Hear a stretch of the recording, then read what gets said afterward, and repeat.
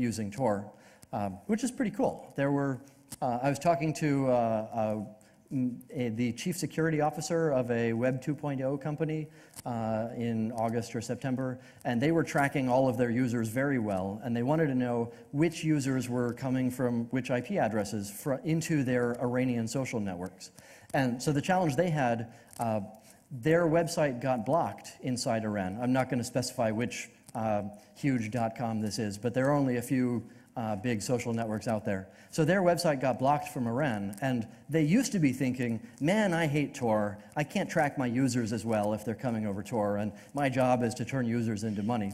And then suddenly in June, they were thinking, wow, Tor lets 10,000 people every day reach my website from Iran when they can't get there directly. I love Tor. Tor lets my users reach my website. So that's pretty cool. That's a pretty cool change.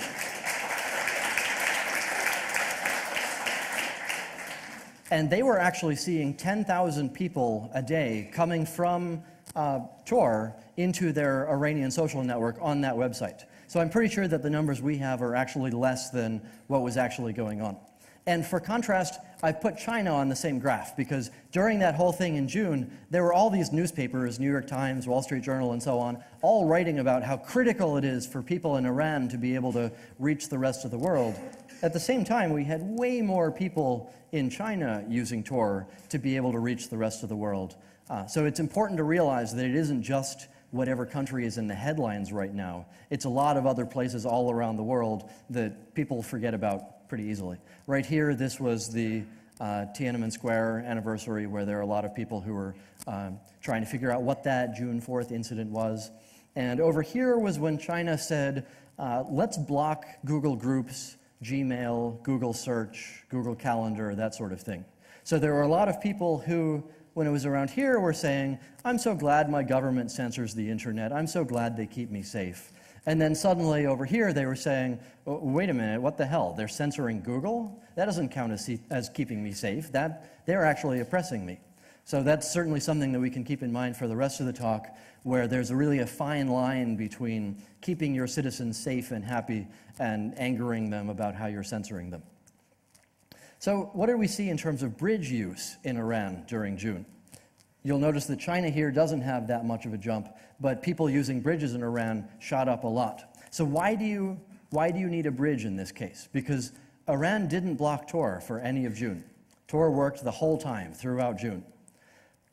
Imagine if your government is really smart and they don't want to block Tor, they just want to be able to watch who's connecting to it. So they've got that list of 1,500 IP addresses, and they want to know who is connecting to those addresses. They've just bought their fancy new Nokia deep packet inspection boxes, so they're pretty good at watching their network at this point, and they want to know who's using it.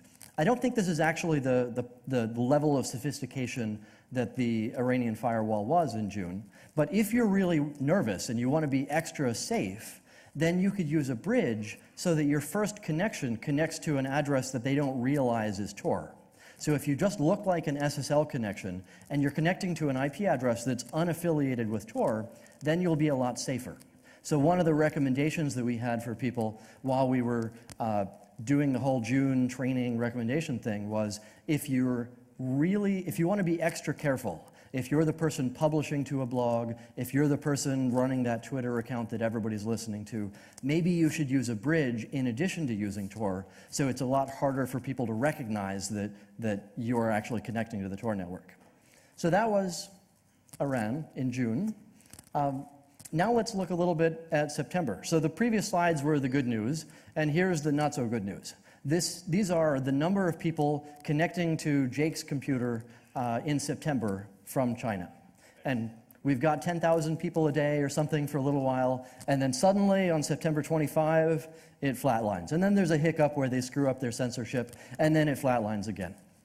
So that sucks. That was the first time that anybody around the world had actually blocked the Tor network. And I did a talk here 3 or 4 years ago saying, it's easy to block the Tor network. Here's how you do it. It's kind of weird that nobody's done it so far. And part of the goal there is we're trying to lie a little bit lower than some of the other projects. We'll have a few more slides about that in a bit. So there are a lot of projects that show up to the New York Times and they say, we're going to conquer China, it's going to be great.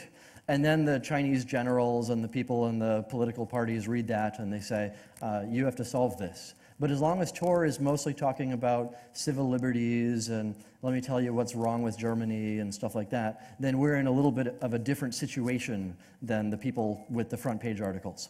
So anyway, here's China. We lost most of our users that day, except here is the number of people using bridges from China during that same time.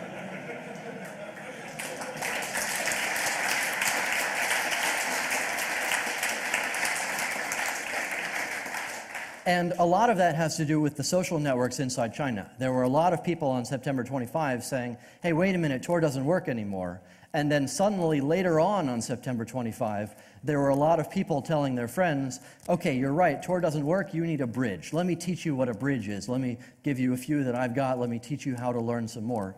So we've got another graph later on that we made from showing that the number of people jumped up to, I don't know, 30,000, 40,000 people a day, and it's been pretty stable up there. So basically all of our users switched on that day from, okay, they got censored if they're connecting directly to Tor, so now I'm going to switch to use a bridge. So in some sense, that's a sad story of China blocked the public Tor relays. But on the other hand, it's a success story because we had I mean, it wouldn't be that hard to do. Eventually somebody will do it. So we'd already rolled out bridges. We'd already gotten a bunch of people running them.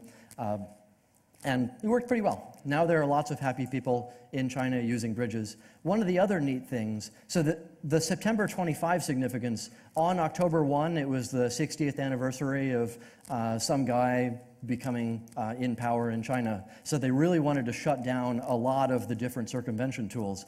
And Tor was the only tool that worked throughout that week in China also. All the other tools got filtered, mostly by protocol, so they had to come up with a new protocol and push out a new version of their program and stuff like that.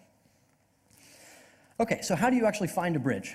There are a couple of different ways that we've automated, and then there are some ways that we didn't automate, because if you automate them, then they're easier to break. So the first one is you go to https://bridges.torproject.org, and it looks at what IP address you're coming from, and it counts Tor separately. And then it gives you a few bridge answers. And if you come from the same address again, it gives you the same answers again. And that means that if you want to learn all the different bridges that are available through that approach, then you have to come from a lot of different places on the internet. And we didn't have a good sense of how hard that would be for people to do. Turns out that on September 25, China did that. They learned all the bridges that were available through this first approach. So if you were using a bridge that you learned that way, it didn't work. You had to find another bridge some other way.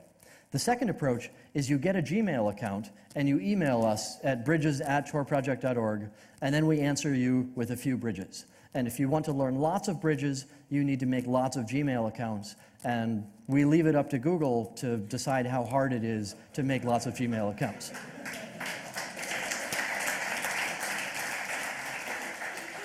So rather than learning how to make CAPTCHAs and having to get into that whole field, we leverage the fact that Google's already doing that, and they make it hard for you to learn lots of bridges. And China didn't break this one. So there are a few hundred bridges or something like that available through that approach right now. And then on that day, we were thinking, oh crap, one of our two designs just got broken. What are we going to do next? We had some bridges in reserve that we hadn't given out in any way. And at that point, I found a friend of mine in Shanghai and said, here are 40 bridges, do something good with them.